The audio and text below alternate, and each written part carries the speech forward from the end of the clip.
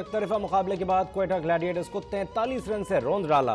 Fateh team ने event का सबसे बड़ा मजमुआ भी बना दिया। क्वेटा को चौथे मैच में तीसरी शिकस्त का सामना रहा। नेशनल स्टेडियम कराची में खेले गए 10वें मैच में क्वेटा ग्लैडिएटर्स को जीत के लिए 230 रन का भारी भरकम हदफ मिला। क्वेटा की टीम आखिरी ओवर में 186 रन बनाकर आउट हो गई। इस्लामाबाद को 43 रन से कामयाबी मिली। एहसान अली ने 50, मोहम्मद नवाज ने 47 और जेम्स फॉकनर 30 रन बना पाए।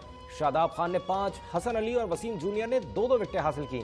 इससे कबल इस्लामाबाद यूनाइटेड पहले बैटिंग करते हुए मुकर्रर 20 ओवर्स में 4 विकेटों पर 229 रन बना डाले।